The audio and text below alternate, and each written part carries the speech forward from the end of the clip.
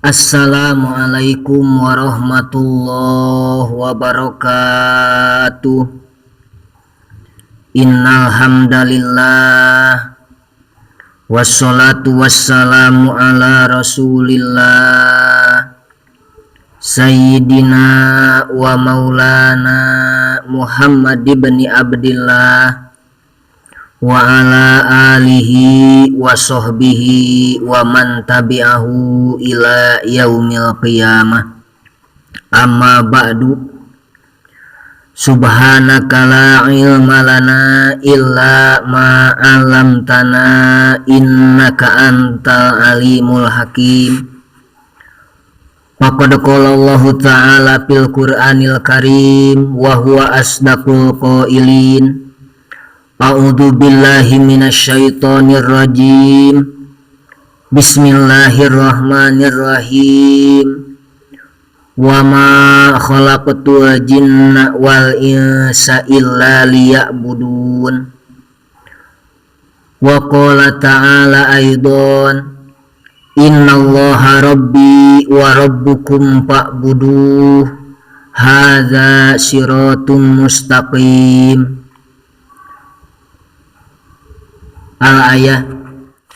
Para bapak, para ibu ahli pangaosan, hayu urang sami-sami regepkeun pidawuh Allah anu jadi pedoman hirup urang jeung anu kudu ngajadi laku lampah peripolah sapopoe. Tadi dina muqaddimah Allah Subhanahu wa taala ngadawuhkeun, innallaha rabbi wa rabbukum fa'buduh. Anu hartosna saestuna Allah Subhanahu wa taala eta pangeran kami jeung pangeran aranjeun kabeh, maka kudu ibadah maraneh kabeh ka Allah.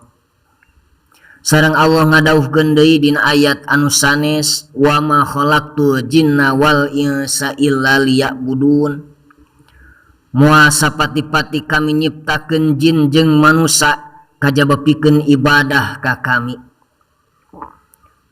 Namun urang kedah apal yen mana ibadah anu aya dina eta dua ayat nu tadi sareng mana ibadah-ibadah anu aya dina Al-Qur'an henteu identik wungkul kana bentuk ibadah anu mahdoh, lain ngan saukur kana salat, lain wungkul kana puasa, lain wungkul kana zakat, lain wungkul kana haji.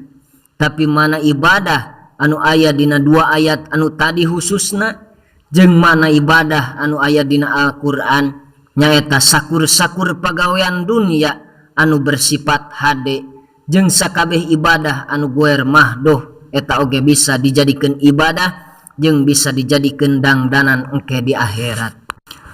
Hadirin rahimakumullah.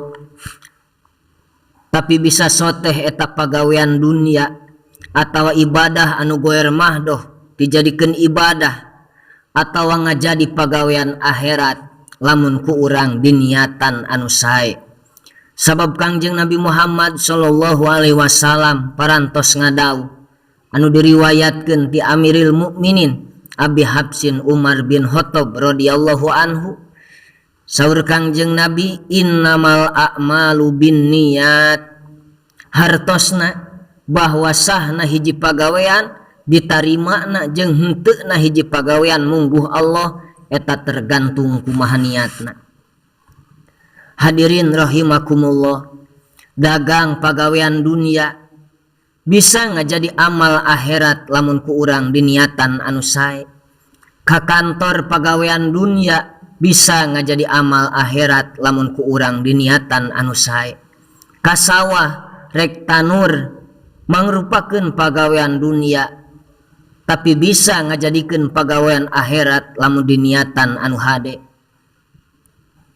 Usaha pagawean dunia tapi bisa ngajadi pagawean akhirat lamun diniatan anu hade. Macul di sawah eta mangrupakeun pagawean dunia tapi bisa ngajadikeun pagawean akhirat lamun diniatan anu hade. Nyangu pagawean dunia tapi bisa ngajadi pagawean akhirat lamun diniatan anu hade. Sakumaha Kangjeng Rasul ngadawuhkeun dina hadisna, saur Kangjeng Rasul, kamin amalin yatasawwaru bisurati a'mali dunya wa yasiru bihusnin niyati min a'malil akhirah wa kamin amalin yatasawwaru bisurati a'malil akhirah summa yasiru min a'malid dunya bisu'in niyah. Mang pirang-pirang amal anu berbentuk dunia kusabab alus dina niatna bisa ngajadi amal akhirat. Tapi teu saeutik jalma anu ngalakonan pada melan akhirat tapi kalah ngajadi amal dunia kusabab goreng dina niatna. Salat lain karena Allah, ngaji lain karena Allah, tapi hayang tatempona ye jalma rugi kacida. Naon pang namake rugi sabab eta jalma amanah di payunan Allah teu aya nilai saeutik-eutik acan. Atuh hadirin, kumaha niatna supaya amal pagawean anu berbentuk dunia bisa ngajadi amal anu berbentuk akhirat. Tah di dieu disimkuring bade ngabahas kalimah thayyibah. Kupingkeun ku urang sadayana, mudah-mudahan aya manfaatna khusus kanggo disimkuring umum kanggo sadayana.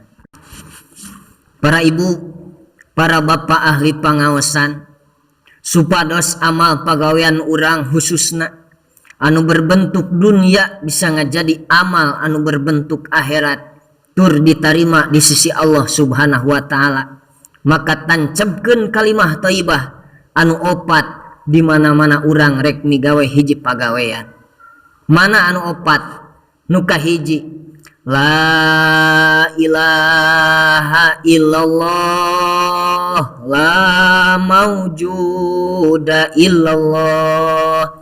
Di dieu kieu ayeuna abdi tapak damal Allah. Kalimah thayyibah anu kahiji ieu kudu ngajadi rasa, kudu nancep dina hate sanubari urang masing-masing. Sabab lamun jalma dina ngucapkeun kalimah thayyibah la ilaha illallah, la maujuda illallah, henteu ngajadi rasa yen diri dikieukeun ku Gusti Allah, yen diri di dieu kieu ayeuna tapak damal Allah, ieu ngaranna jalma mukmin gopil. Naon ari mukmin gopil? Mukmin gopil teh jalma anu mukmin tapi hatena poho, alias jalma anu mukmin anu hatena sok malaweung ka Allah, teu boga rasa yen diri dikieukeun ku Allah, yen diri dikitukeun ku Allah. Tuluy, lamun kalimah thayyibah anu kahiji ieu geus bisa ngajadi rasa yen diri rasa ditingali jeung didangu ku Allah, ngaranna muqarrabin, anu hartina iman geus tepi kana iman ilmu yakin. Aduh diri isin pisan,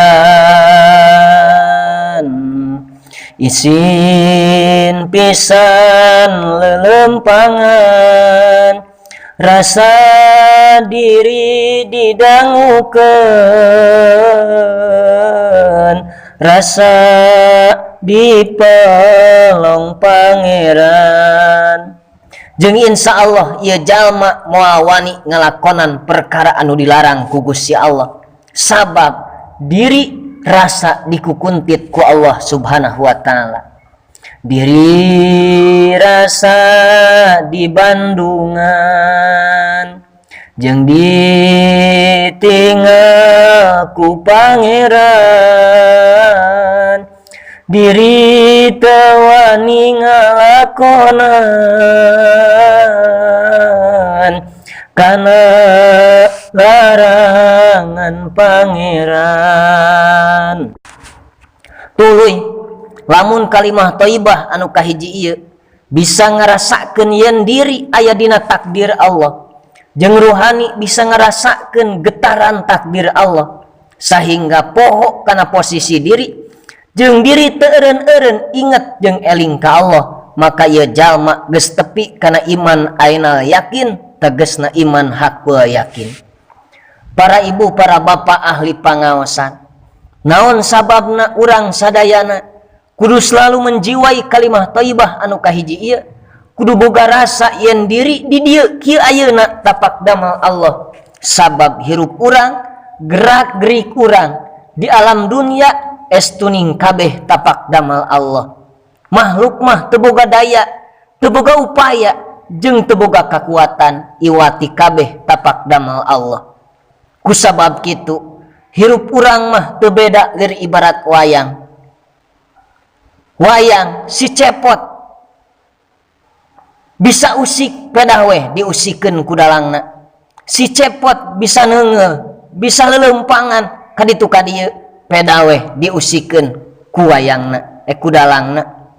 Jadi wayang bisa kitu, bisa kieu pedah dikitukeun ku dalangna, dalamun henteu diusikeun ku dalangna eta wayang teu ngabogaan daya, teu ngabogaan upaya pikeun usik.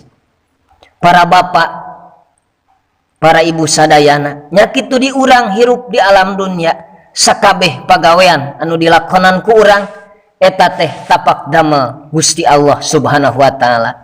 Ibu jeung bapak ayeuna keur ngaji, cicing di masjid tuluy ngadangukeun kana pangaosan eta teh tapak damel Allah Subhanahu wa taala. Ayeuna jisim kuring keur ngobrol diuk dina kursi ieu teh tapak damel Allah Subhanahu wa taala. Kiceupna teh dikiceupkeun, lempangna teh dilempangkeun, kuatna teh dikuatkeun ku Gusti Allah Ta'ala. Bodona teh dibodokeun, pinter oge dipinterkeun, beungharna teh dibeungharkeun ku Gusti Allah Ta'ala. Kasimpulan tina kalimah thayyibah anu kahiji nyaeta yen manusia teu ngabogaan daya upaya jeung teu ngabogaan daya kakuatan kajaba kabeh tapak damal Gusti Allah Subhanahu wa taala. La haula wala quwata illa billahil aliyil adzim.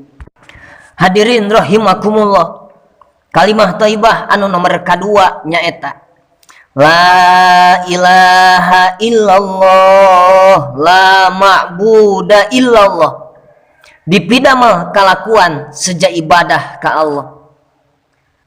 Urang kudu niatan yen setiap perkara anu dipigawe ku urang rek eta pagawean anu bersifat mahdoh atawa guer mahdoh, niatan seja bakti, seja ibadah ka Allah supaya pagawean urang ngajadi ibadah, ngajadi dangdanan bekal sampeureun di akhirat.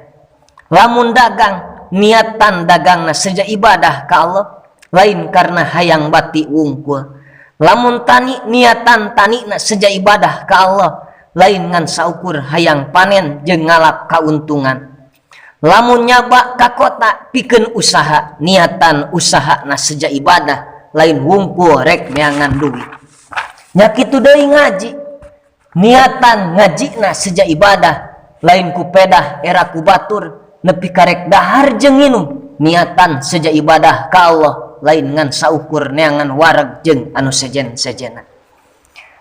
Naon sababna perkara anu dilakonan ku urang kudu diniatan seja ibadah? Sabab sok sanajan diri geus nekadkeun yen teu aya deui pangeran salian ti Allah, tapi diri henteu nekadkeun yen teu aya deui anu wajib diibadahan jeung disembah bakti kajaba Allah, eta jalma hukumna masih keneh musyrik. Sabab di samping urang nauhidkeun wujudna Allah hiji, urang oge wajib nauhidkeun ma'budna Gusti Allah nyaeta hiji-hijina anu diibadahan. Sakumaha Allah Subhanahu wa taala ngadauh dina Al-Qur'an, wa ma khalaqtul jinna wal insa illa liya'budun, teu pati-pati kami nyiptakeun jin jeung manusia kajaba pikeun ibadah ka kami ceuk Allah.